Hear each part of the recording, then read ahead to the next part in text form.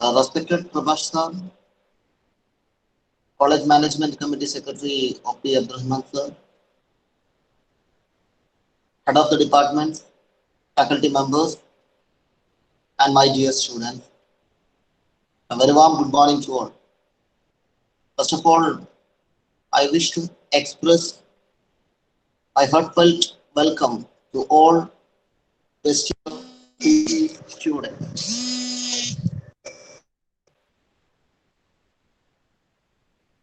We have now 151 PG seats in 8 subjects. We got more than 1,200 applications with the ratio 1:8. This numerical data shows the difficulty of getting a PG seat in the prestigious MES Lombard College. Congratulations, dear friends, for grabbing your seats. Dear students, it is the time of planning your future. In the past scenario, becoming a master in a subject assured your bread and butter. But the situation is changing very fastly. Some studies reveal that 80% of the existing job positions will be abolished within the next 5 to 8 years because of the technological advancement. The only way out for the survival is the mastering of your subject instead of just teaching master along with your name. Dear friends, as a postgraduate student, you should be more responsible in the campus. Studentship in the PG level should not be mere enjoyment as in the graduation period. You have to be the role model in the campus for your youngsters. The gap between you and we is just 2 years. By 2022, you may be one of the faculty of this institution or some other such institution. Dear friends, please be more academic in the coming 2 years. Identify new ways of professional existence. Find out the research gap beneficial for the society. Please be humanitarian in all aspects of your life. MES Lombard College is standing for imparting quality education for the last 55 years.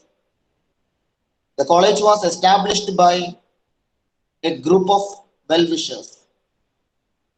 Now the college is leading by MES, which is the largest educational agency in India. Now the college is one and only one autonomous college in the rural backgrounds and in the Malappuram district. It belongs to the top 200 colleges in India. The dedicated faculty group and a strong management committee is the strength of our prestigious institution. Dear students, all the facilities we are enjoying now are neither created by us or our parents, but it is done by the society. So we are responsible to serve our society as a responsible citizen. I assure MES Lombard College will stand for your personal and educational growth with all its capacity. Wish you all the best. Thank you. Thank you very much. Thank you, sir. Ladies and gentlemen, it's our honor to be for having Dr. J. Prabhas with us to inaugurate the 1 week long induction program for PG students of MES Mannad College. Dr. J. Prabhas is the former Pro Vice Chancellor, Kerala University, and former Special Officer of Sri Narayana Guru Open University. He has also served as NAC peer team member and the Director General of the State Institute of Parliamentary Affairs. He was a professor and head of the Department of Political Science in Kerala University earlier. He has also served as a visiting professor at Claremont University, California, USA, and University of South Wales, Australia. Ladies and gentlemen, let us listen to Dr. J. Prabhas, who is an eminent speaker and also who has marked his footprint in higher education. We are honored to have you, sir, here. Please take the dais to inaugurate the induction program and also to give the inaugural note. So please. Respected Professor O.P. Abdul Rahman, Dr. Anas, Principal of the College, Dr. K.P. Vinod Kumar, Member Syndicate, and other colleagues, fellow teachers, and my dear students. Let me at the outset itself congratulate the college authorities, the principal and his colleagues for organizing an induction program for about 1 week. This is definitely a new beginning as far as the freshers are concerned. Let me also thank the principal and his colleagues for inviting me to inaugurate this important event. Having said this, let me start with an anecdote. The anecdote was related to Daniel Patrick Moynihan. Daniel Patrick Moynihan was an American politician, sociologist, and diplomat. He was political advisor to the American President Richard Nixon. And as far as we are concerned, India is concerned, he has a special significance in the sense that he was US ambassador to India during 1973-75. Once Daniel Patrick Moynihan was asked a question by a media person. The question was this: how can we create a great civilization? How can we create a great civilization? Quick came the answer from Moynihan. He said, establish a university and wait for 200 years.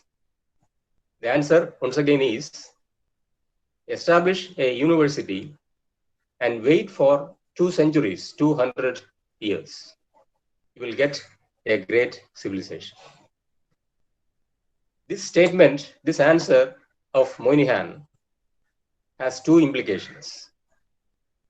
The first implication was that he was referring to knowledge as a crucial element of building civilizations, of building great civilizations. That is, if you want to build a great civilization, knowledge is significant. And the second implication of the statement made by Moynihan was that he was referring to civilizational foundational values or civilizational values as far as knowledge is concerned. That is, civilization values are foundational to knowledge. That was the second implication of Moynihan's statement. Let us pick up the first part of the answer given by Moynihan. The first implication was saying that knowledge is important, crucial for building civilization. And knowledge is created not by any particular group of people. It was a human endeavor. It was a product of humanity, rational thinking human beings. Take, for example, the great civilizations of Egypt, Mesopotamia, if it is our own Indus Valley civilization, or any civilization for that matter in the world. All these civilizations, if you look at history, were the products of knowledge, were the product of great universities, in a sense, great universities. The kind of achievements made by human beings in the realm of knowledge ultimately resulted in building up these civilizations. I just told you that knowledge was a common product of the entire humanity. The Christians have contributed to knowledge, Muslims have contributed, Hindus have contributed, and for that matter, any social group, any socio-religious group, any nationality, for example, has contributed their might to the development of knowledge. I specifically say this because of a particular with a particular intention. There is a notion current among Western scholars that knowledge was the monopoly of the West. It was the West who has contributed its might for creating knowledge. That was not the case. Every civilization has. East, for example, has definitely contributed to the development of knowledge, whether it is astronomy, whether it is mathematics, whether it is science, whether it is literature. All these societies of the East, whether it is Arabia, whether it is India, or whether it is ancient China, all these societies, all these regions of the world have definitely contributed to the development of knowledge. It is from these regions that disciplines like mathematics, astrology, etc., have migrated to the Western countries. And similarly, many areas of knowledge have migrated from Western countries to the Eastern countries as well. And that is why I told you that knowledge is a product of the entire humanity, of the thinking mind. Knowledge is the product of thinking mind, the rational human being. And now the question arises, what's knowledge? And how will you create knowledge? Let me say that you cannot create, knowledge is not information. Knowledge is not information. You may be having a lot of information, but still you may be a knowledge illiterate. There was a survey that was conducted in US. That was in 2016, that is 4 years ago. The survey was conducted among 19,000 American citizens. And one important question that was asked in the survey was, do you have abundance of information? That is, do you have overload of information? And do you have knowledge, or were you able to create knowledge out of this information? The people said that they have an abundance of information, overload of information. But then they said that they are illiterate in terms of knowledge. They are confused. Overload of information creates a lot of confusion, so much so that they themselves feel that the majority, that is 58% of the respondents, of those people who have participated in the survey, that 58% of the people believed that they were knowledge paupers, or they were knowledge illiterate. So knowledge need not be the criterion for, information need not be the criterion for knowledge. One of the major reasons for this is that information need not be based on facts. I'm not saying that information is not at all based on facts, but information need not be based on facts. That is why we today speak about post-truth. We today speak about misinformation. We even speak about disinformation, because information in many instances is not related to facts. So you can create knowledge not out of information, even though information may help you in the endeavor of acquiring knowledge. You can create knowledge by bringing critical thinking to facts. Critical thinking, I say, by bringing critical thinking to facts. Critical thinking is significant for knowledge creation, for knowledge production. You'll have to relate that critical thinking with knowledge. You'll have to ask questions. When you see facts, you'll have to ask questions. Asking questions is more important than answering questions. Asking questions and questioning the answers. You are asking questions as well as you are questioning the answers that are given. And this questioning will enable you to develop critical faculty, which is essential as far as knowledge creation is concerned.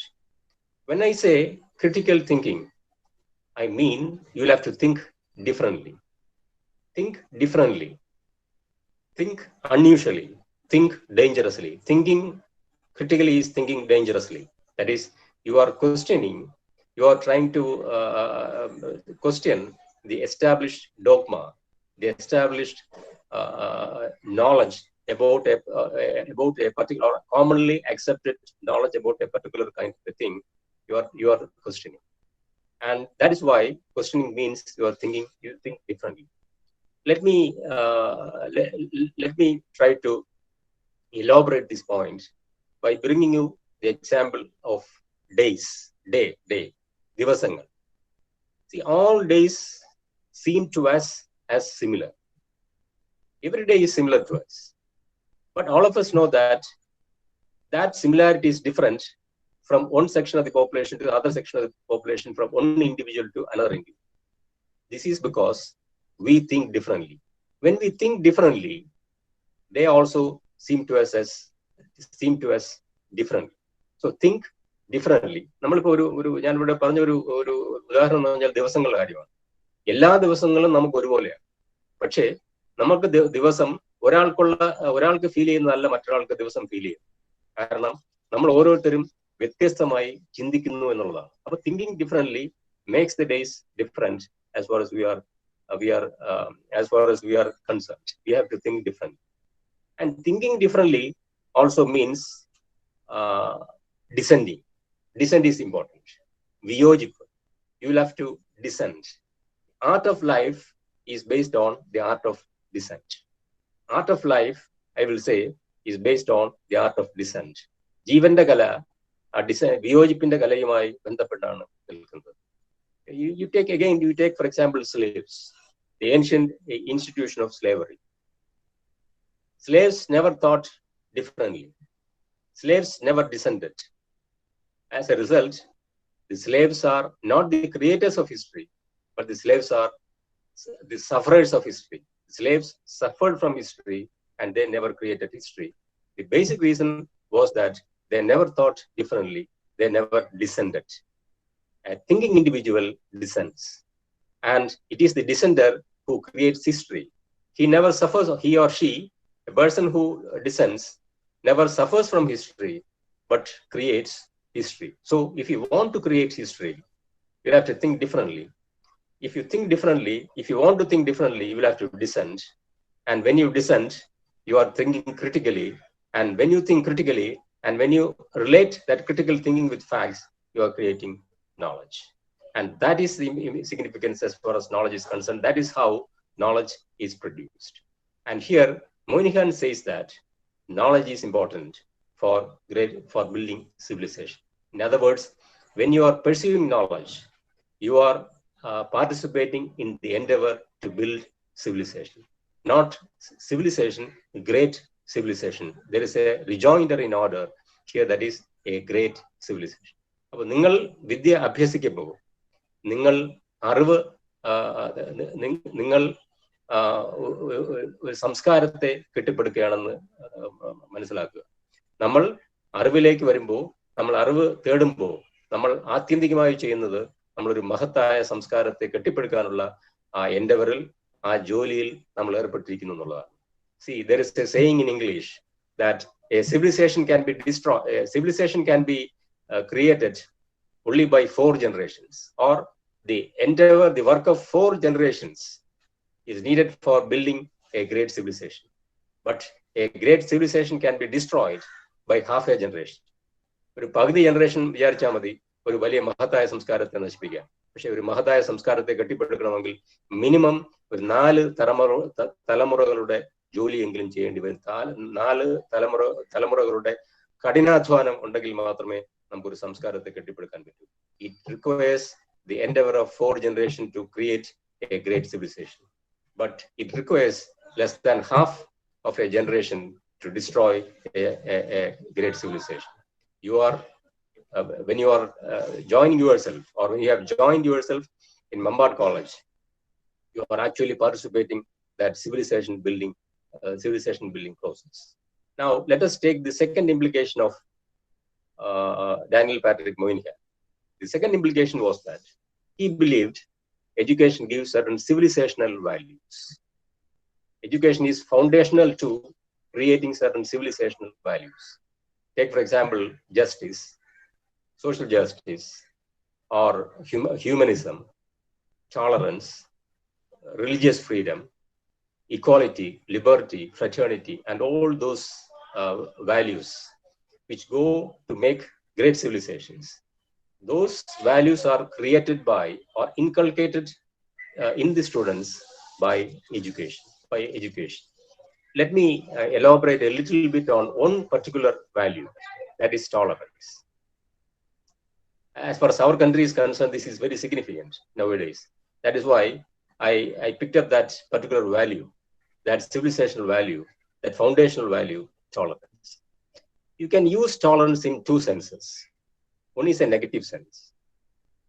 The other is that is a sterile concept of sterile, vandhyamaya oru concept, oru negative aayittulla oru concept. That oru view, the concept of oru view, a negative view of tolerance. The other is a positive view of tolerance. The negative view of tolerance, let us take our own example.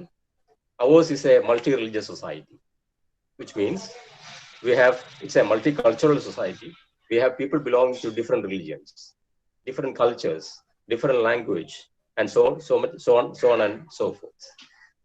In a multi-religious context like that of India, negative concept of tolerance means just putting up with people belonging to different religions. Hindus putting up with Muslims, Muslims putting up with Hindus, Christians putting up with Parsis, so on and so forth, or just bearing that difference. നമ്മൾ സഹിക്കുക, ആ മതപരമായിട്ടുള്ള വൈജാത്യത്തെ നമ്മൾ അങ്ങ് സഹിക്കുന്നു എന്ന് പറയുന്ന ഒരു ഏർപ്പാട്. That is putting up, that is bearing with them. മറ്റൊരു മാർഗമില്ലാത്തതുകൊണ്ട് നമ്മൾ അങ്ങ് സഹിക്കുന്നു. മറ്റു മതസ്ഥരെ, മറ്റു ഭാഷകൾ സംസാരിക്കുന്നവരെ, മറ്റു സംസ്കാരങ്ങൾ പെട്ടവരെ നമ്മൾ സഹിക്കുന്നു എന്ന് പറയുന്നതാണ് ഒരു negative concept of tolerance. And positive concept of tolerance. And I am a person who believes that we should have that positive concept of tolerance. Positive concept of tolerance. And positive concept of tolerance means enjoying difference.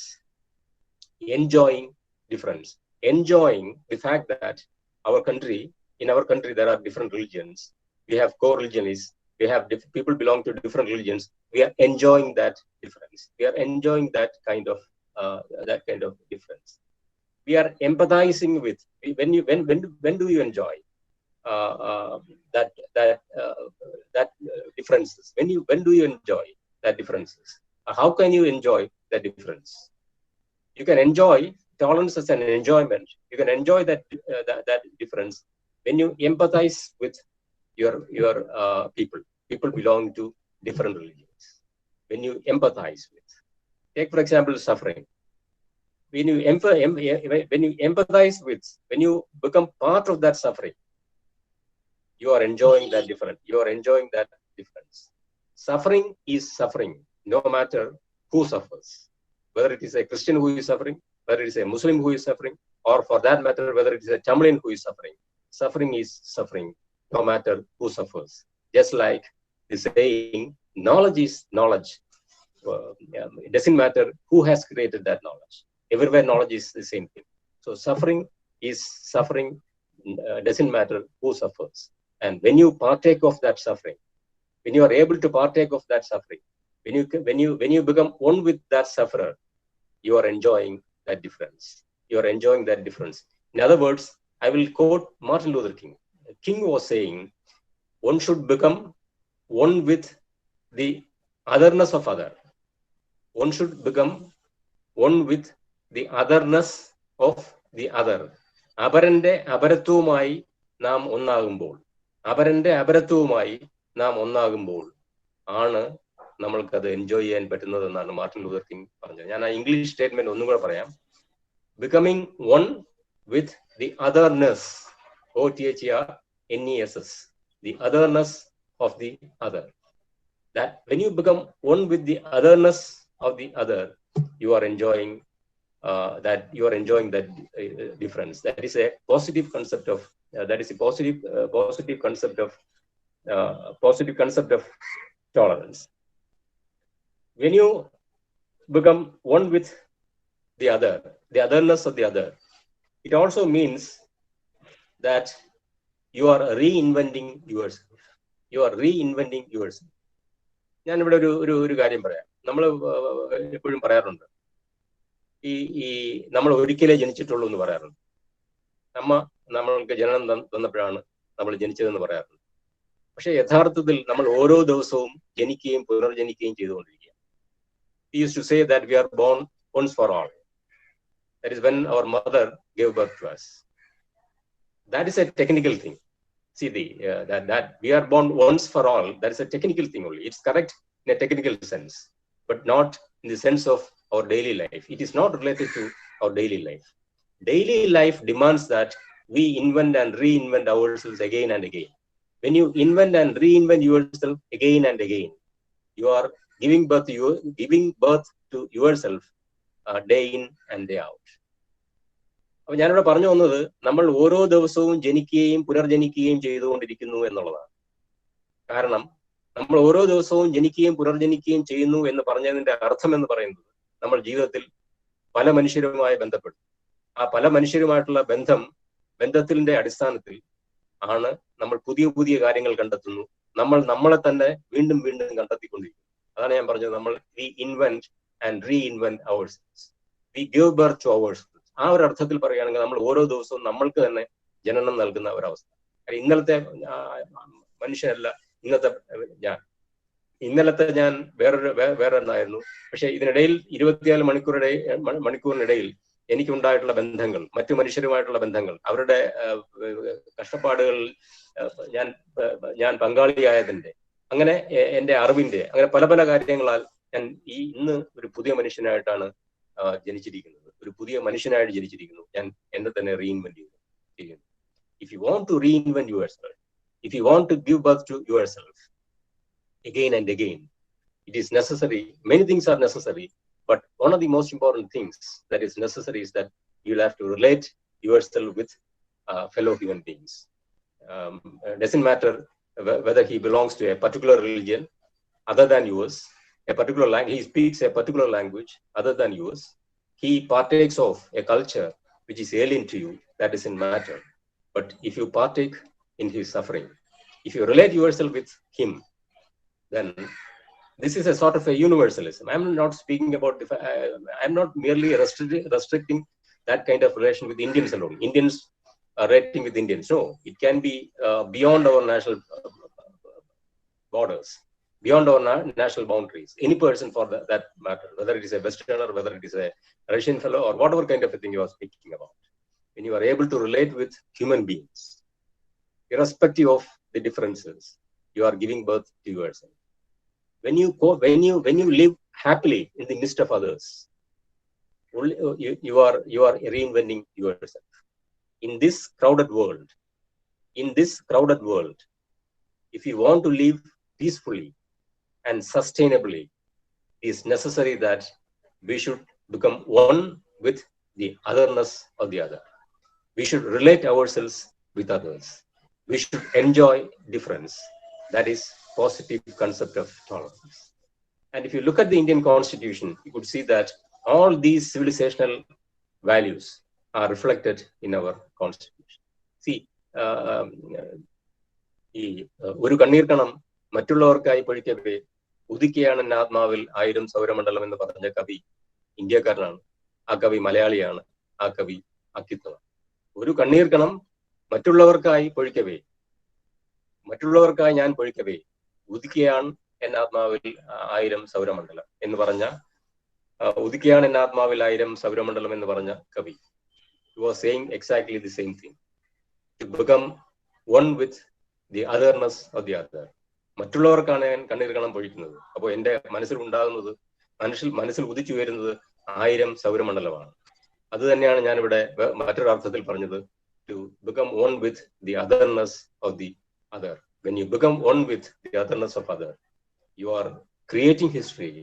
You are also embodying in yourself what is known as civilizational values. And our constitution reflects these civilizational values. In the preamble, if you look at, you could see the constitution speaks about liberty, equality, fraternity, justice, and all those kinds of things. Unity and integrity, everything it speaks about it. But unfortunately, those foundational values of the constitution are being questioned today clandestinely by certain sections of the society. Certain forces are trying to question the foundational values, the civilizational values that are reflected in the constitution. And you have to be vigilant about it. You have to be vigilant about it. Because why you have to be vigilant? Because you are educated. You are seeking education. You are undergraduates, already past undergraduate, and you are moving towards post-graduation. You are educated gentlemen and ladies and women. Therefore, it's your task to be vigilant. If you are not vigilant, these foundational values of the civilization will be eroded. And when you erode, when a society erodes its foundational values, civilizational values, it affects our education as well. It affects the universities as well. It affects the colleges as well. It affects all of us affects all of us collectively. And therefore, it's necessary that the educated like you have to take the lead when these foundational values of the Constitution, these civilizational values about which Patrick Moynihan said were questioned, were destabilized, or forces try to destabilize them. You'll have to stand in unison for protecting the constitutional values, or protecting the civilizational values. I will end my brief speech, by quoting Abdul Qasim al-Shabi. Abdul Qasim al-Shabi. Abdul Qasim al-Shabi was a 20th century Tunisian poet. A 20th century Tunisian poet. Abdul Qasim al-Shabi, S-H-A-B-B-I, al-Shabi. And al-Shabi tells the younger generation to be cautious. To be cautious. I will quote him in English and then I will come to Malayalam. He says, wait, don't be fooled by the spring. Wait, don't be fooled, F-O-O-L-E-D, don't be fooled by the spring, the darkness of the sky, or the light of the dawn. For wait, don't be fooled by the spring, the darkness of the sky, or the light of the dawn. Because on the horizon lies the horror of darkness, rumble of thunder, and blowing of winds. Because on the horizon lies the horror of darkness, rumble of thunder, and blowing of winds. Beware. The poet tells us, beware. Below the ash, there is fire. Beware, for below the ash, there is fire. ഞാനത് മലയാളത്തിൽ എൻ്റെ വികലമായ ട്രാൻസ്ലേഷനാണ്, എങ്കിലും ഞാൻ മലയാളത്തിൽ പറയാം. വസന്തകാലത്തെ കണ്ട് സ്വയം വഞ്ചിക്കപ്പെടരുത്. വസന്തകാലത്തെ കണ്ട് നാം ആരും സ്വയം വഞ്ചിക്കപ്പെടരുത്. വാനിന്റെ അന്ധകാരവും പൊൻപുലരിയുടെ നുറുങ്ങുവെട്ടവും കണ്ടും നാം വഞ്ചിക്കപ്പെടരുത്. വസന്തകാലം കണ്ട് നാം സ്വയം വഞ്ചിക്കപ്പെടരുത്. വാനിന്റെ അന്ധകാരവും പൊൻപുലരിയുടെ നുറുങ്ങുവെട്ടവും കണ്ട് നാം വഞ്ചിക്കപ്പെടരുത്. കാരണം ചക്രവാളത്തിൽ ഭയപ്പെടുത്തുന്ന അന്ധകാരമുണ്ട്.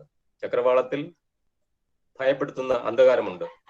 ഇടിമുഴക്കത്തിന്റെ മുരളൽ ഉണ്ട്. കൊടുങ്കാറ്റുമുണ്ട്.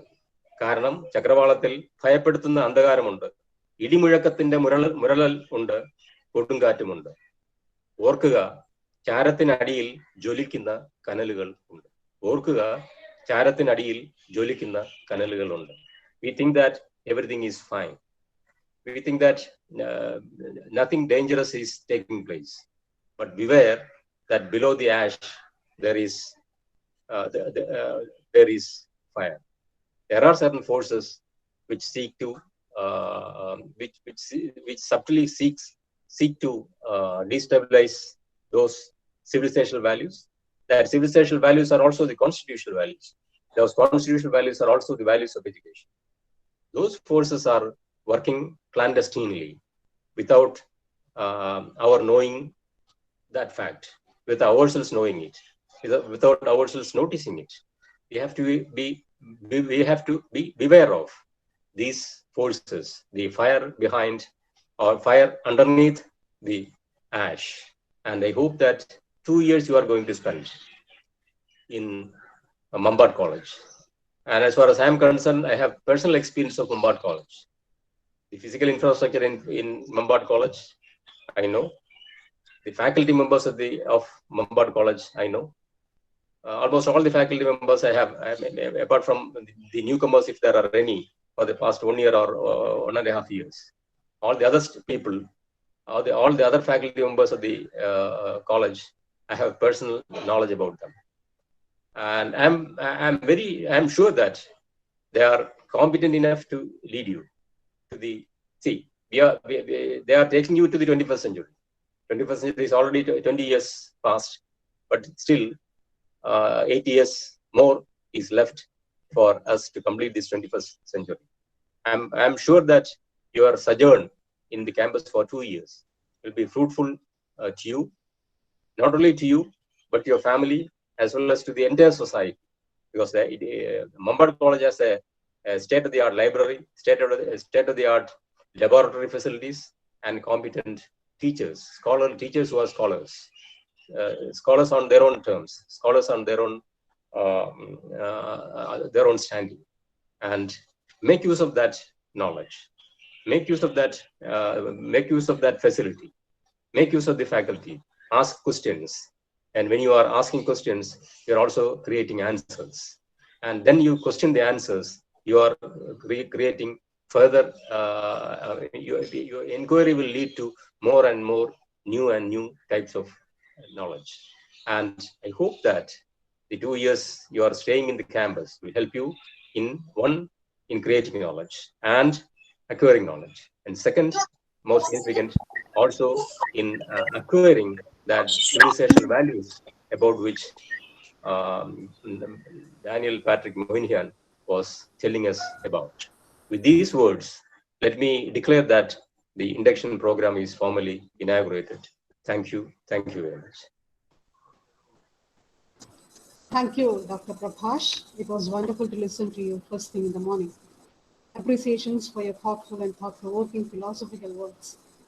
And I'm sure the listeners here must have got inspired and motivated to move forward with positive thoughts and relief for ourselves and others too. I mark here our gratitude to you, sir, for setting aside some of your valuable time to be with us and help us begin the academic venture of our students with positive thoughts. Thank you very much, sir. Thank you.